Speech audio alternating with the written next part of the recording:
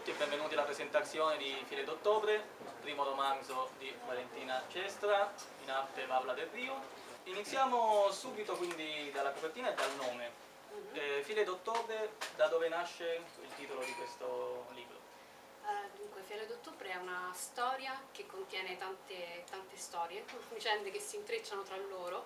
E uno dei fulcri principali di questo racconto è un personaggio piuttosto negativo, direi, che si chiama Umberto, ed è lui che contiene il fiele, che a un certo punto esplode perché entra in collisione con una serie di eventi non proprio positivi e si scontra, quindi esplode, il veleno si espande e finisce con l'investire, diciamo, gli altri personaggi che circondano, che orbitano intorno alla sua esistenza. Quindi è tutto fiele, ok, ci stava a ottobre perché ovviamente si consuma in quel periodo lì. Esatto. Tutto il fulcro della vicenda. Incontrerete altre date all'inizio di Sì. ogni capitolo, però queste sono casuali, non hanno un significato si nascosto. dipana durante l'anno e a ottobre c'è il culmine del tutto. Perfetto, cogliamo l'occasione, quindi iniziamo subito con il leggere uno dei primi, il primo estratto e prima di leggerlo parliamo un attimo dello stile narrativo, perché lo stile narrativo di Valentina è molto particolare.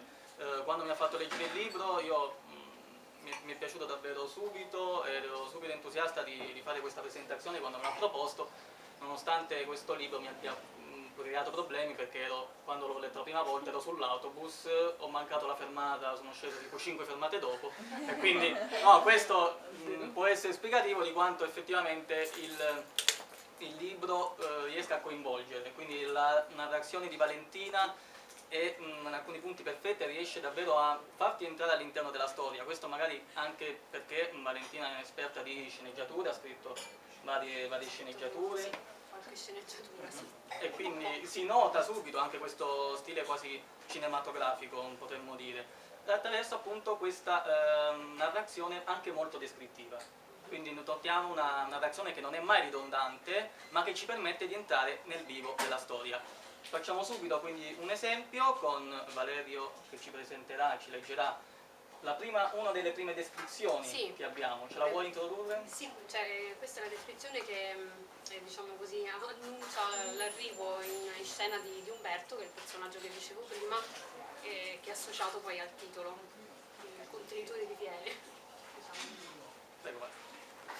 Capitolo 1. Lunedì 5 dicembre 2011. Ogni giorno Umberto Vitale amava indossare una Shostal in tela batista, ricamata a mano con il colletto piatto e inamidato. La sua collezione di camicie comprendeva 20 modelli, una metà per la settimana lavorativa, l'altra per il tempo libero, il pranzo domenicale dei suoceri e le cene con gli amici del circolo sportivo. Le camicie erano divise nell'armadio in base a colori, fantasie e dimensioni dei polsini, ognuna con la sua gruccia personalizzata. La scelta della camicia era un rito mattutino scandito da ritmi e gesti calibrati che il passare degli anni aveva reso sempre più preciso e raffinato, al limite del maniacale. Già solo lo scorrere dell'anta nel controtellaio dell'armadio era sufficiente a fargli rizzare i peli del collo. Quel semplice gesto, che per la maggior parte dei comuni mortali rappresentava una forzatura quotidiana, un atto meccanico di routine e di adeguamento alle regole sociali, era per Umberto l'anticamera del piacere. L'intenso profumo di legno del guardaroba impregnava i tessuti di aroma di ciliegio. Umberto si riempiva le narici di quell'essenza, al pari di un sommelier in procinto di assaggiare un bicchiere di Latour. La fase olfattiva era seguita da una rapida occhiata fuori dalla finestra, per accertarsi delle condizioni meteorologiche e decretare il tono della giornata. Le tinte delicate richiamavano i raggi del sole, mentre i quadrati e le righe servivano a ravvivare le giornate uggiose.